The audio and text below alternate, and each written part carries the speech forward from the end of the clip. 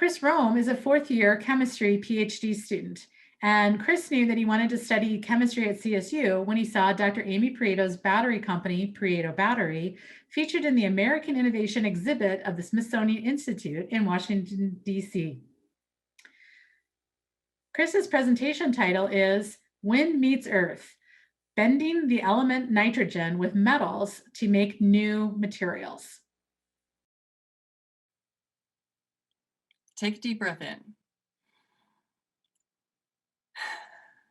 80% of the molecules you just inhaled are nitrogen, a gas that many chemists like myself consider to be functionally inert, unreactive, at least at room temperature.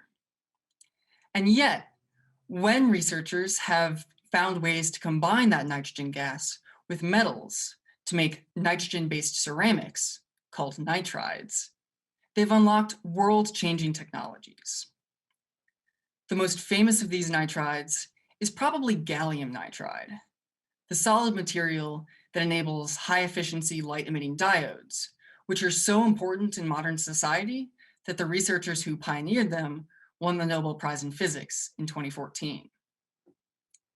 More recently, computational chemists have used computer models to predict a bunch of new nitrides that no one has figured out how to make yet. My goal is to figure out how to make those predicted nitrides. So far, I've shown that traditional synthetic techniques, which involve combining the elements and heating them up under high purity nitrogen gas, fail. With the traditional techniques, the atoms just don't mix enough. However, I have found a successful route to some of these predicted nitrides. If I begin with a commercially available solid precursor that already contains nitrogen, something like magnesium nitride, I can combine it with the appropriate transition metal chloride, like zirconium chloride, mix these solids together, seal them up into an ampule, heat that ampule in a furnace, and in doing so, induce an ion exchange reaction.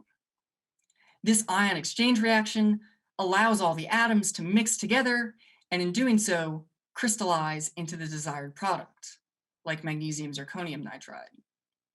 The byproduct salt can then easily be washed away, and we can study the structure of these materials in detail.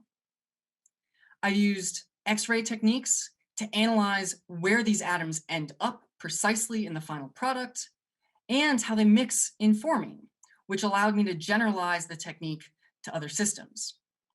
I'm really excited to see what else we can make with this method, and I'm excited to see how this information will be used by others in the research community.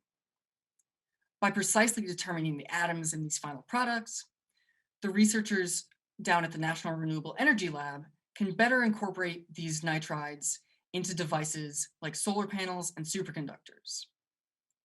With this renewable energy technology that's being developed, we can all breathe a little easier.